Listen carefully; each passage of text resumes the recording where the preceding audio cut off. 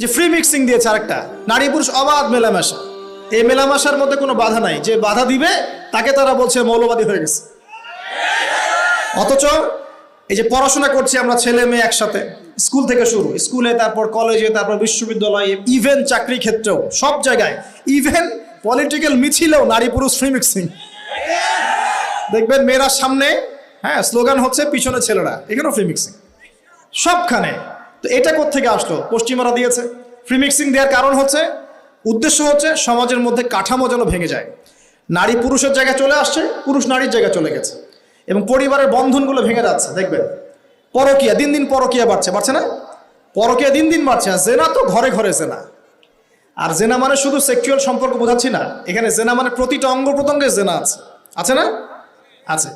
এছাড়াও এগুলোর প্রভাবে ধর্ষণ বাড়ছে। আর আমাদের মা বোনদেরকে আমরা বেপরদা নিয়ে আসছি আর বলছি এটা হচ্ছে উন্নতি, অগ্রগতি, প্রগতি। একদিকে পর্ন দেখাচ্ছি, একদিকে ফ্রি মিক্সিং করাচ্ছি, ঠিক আছে, আবার মেয়েদেরকে বাইরেও বের করে নিয়ে আসছি। একদম মেসাকার অবস্থা সমাজে। মানে এরকম একটা অবস্থায় আপনার মেয়ে কতটুকু সেফ চিন্তা করেন।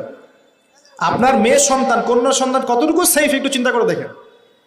স্কুলে অনেক সময় দেখা যায় বিশ্ববিদ্যালয়ে গিয়ে জেনার শিকার হয়ে যাচ্ছে। কয়দিন আগে দেখলেন না, বিশ্ববিদ্যালয়ে মেয়েদেরকে কার মনোরঞ্জন করানোর জন্য ঘরে পাঠানো হচ্ছিল? দেখেন নাই? তো একটা ডিগ্রি সার্টিফিকেট অর্জন করার জন্য নিজের ইজ্জতকে বিলিয়ে দিতে দ্বিধা করছি না। সুবহানাল্লাহ। তাহলে কোন সমাজে আমরা টিকে আছি? আর আমাদের পরবর্তী প্রজন্মের কি হবে একটু ভাবতে হবে না? আল্লাহ পাক কিন্তু বলেছেন, যারা জানে না তারা কি সমান? আর যাদের কলব জিন্দা আর যাদের কলব মৃত তারা কি সমান? আল্লাহ পাক বলছেন, তোমরা জমিনে ঘোরাফেরা করো, বিচরণ করো, আশা করা যায় তোমাদের মৃত কলবগুলো জীবিত হবে ইনশাআল্লাহ। তো যুব সমাজের সামনে এগুলো টোপ দিয়েছে। আরো দিয়েছে বেকারত্বের ভয়। আল্লাহ পাক কোরআনে বলেছেন না, যে শয়তান তোমাদেরকে অশ্লীলতার প্রলোভন দেয় আর অভাবের ভয় দেখায়। আপনাদের সামনে বেকারত্বের ভয়। দেখবেন চাকরি পাওয়ার জন্য কি না করছেন আপনি। সুবহানাল্লাহ। একটা চাকরি পাওয়ার জন্য 20-30 বছর পড়াশোনা করছেন, লক্ষ লক্ষ কোটি কোটি টাকা ঢালছেন আপনি এখানে, কোটি কোটি টাকা ঢালছেন, লক্ষ লক্ষ টাকা ঢালছেন একটা জবের জন্য। কিন্তু আপনার এটা বিশ্বাস করা উচিত ছিল যে রিজিক শুধুমাত্র জব থেকেই আসে না, আর অনেক ক্ষেত্র থেকে রিজিক আসতে পারে। আপনি কৃষিভিত্তিক অর্থনীতি ফলো করতে পারতেন, আপনি ব্যবসা করতে পারতেন, উদ্যোক্তা হতে পারতেন, আর অনেক কিছু করতে পারতেন। তো এখানে একটা সমস্যা হচ্ছে। আবার একটা সমস্যা হচ্ছে কি, যে আমাদের মধ্যে মাদকের একটা ব্যাপক সয়লাভ দেখা যাচ্ছে ইয়াং জেনারেশনের মধ্যে।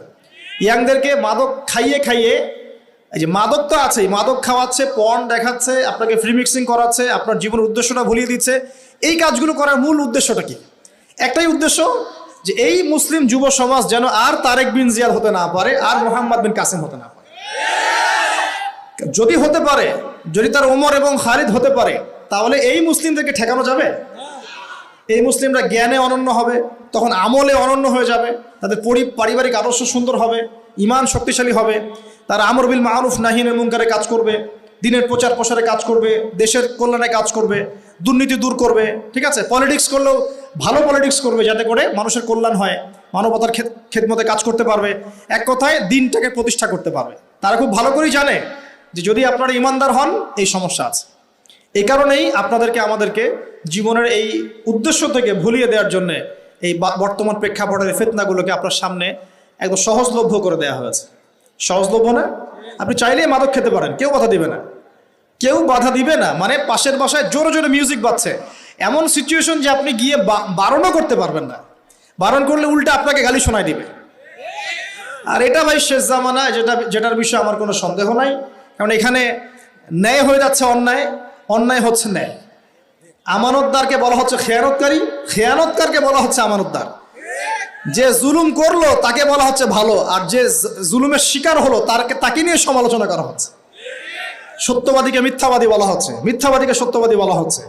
মানে আনতালি দিলামাতু রব্বাতুহা, দাসী তার মনিবকে জন্ম দিচ্ছে। সমাজে ন্যায় অন্যায়, হক বাতিলের মানদণ্ড উল্টে যাচ্ছে। খেয়াল করেছেন? আপনি গিয়ে বন্ধ করতে বলবেন, উল্টা আপনাকে ধমক লাগাই দিবে না? দিবে। আপনি চাইলেই মদ খেতে পারেন, চাইলেই জেনা করতে পারেন। একবার জেনা করতে 1500 টাকাও লাগে না এখন। জি, এমন বহু জায়গা আছে। এগুলো তো মানুষকে গিয়ে শিখতে হয় না, সব তো চোখের সামনে দেখাই যায়। পেপার, পত্রিকা, প্রিন্ট, ইলেকট্রনিক মিডিয়া খুলে দেখেন, সব দেখাই যায়। ভার্চুয়াল মিডিয়ার জগৎ এখন। 1000, 1500, 500 টাকার বিনিময়ে মানুষ জানা করতে পারে। এই অবস্থায় আমরা বসবাস করছি। আর এগুলো যখন বাড়বে তখন কি সমাজে ধর্ষণ বাড়বে না? তাহলে আমাদের মা বোনরা কোথায় সেফ হলো? তাদের ইজ্জতের গ্যারান্টি দিবে কে? আর কোন পরিবেশে আমি আমার ছেলেকে বড় করব? আমার ছেলে যখন বাসা থেকে বের হবে সে কি শিখবে? আজকে থেকে 20 বছর আগে যে ফিতনাগুলো ছিল যখন আমরা ছোট ছিলাম, এই 20 বছরে কি ফিতনা বেড়েছে না কমেছে? কত গুণে বেড়েছে, অল্প না বেশি? চিন্তা করবেন, এগুলো নিয়ে ভাববেন। অতএব প্রিয় ভাইরা, আমাদের সামনে যে সময়টা আছে অপেক্ষা করছে এটা আরো ভয়ঙ্কর হবে। আল্লাহ আমাদেরকে হেফাজত করুন। আমাদের উদ্দেশ্য ভুললে চলবে না। আল্লাহ পাক দুনিয়াতে পাঠিয়েছেন তার ইবাদত করার জন্য, পরিপূর্ণ দিন ইসলাম দিয়েছেন। এই দিনের বাইরে যাওয়া যাবে না। কোরআন এবং সুন্নাহ আঁকড়ে ধরতে হবে, তাওহীদে থাকতে হবে, সুন্নতে থাকতে হবে। পাশাপাশি 5 ওয়াক্ত নামাজ ছাড়া যাবে না। ছাড়বেন নাকি? আর আল্লাহর ওয়াস্তে নামাজটাকে ধীর স্থিরভাবে পড়ার চেষ্টা করেন। 3G 4G 5G নামাজ পড়েন না। আর নামাজের বাইরে কিছু মাসালা আছে, ইখতিলাফি মাসালা, যেগুলোকে নিয়ে মাশাআল্লাহ আমরা মসজিদগুলোকে ভাগ করে ফেলি, করি না? এগুলো নিয়ে এত বেশি ব্যস্ত হওয়ার প্রয়োজন নাই। নামাজের মূল রূহ এবং প্রাণটা কি? ইহসান, খুশু। আপনি কতটুকু বোঝেন, নামাজ পড়ে আল্লাহকে কতটুকু পেলেন, এটা মূল কথা।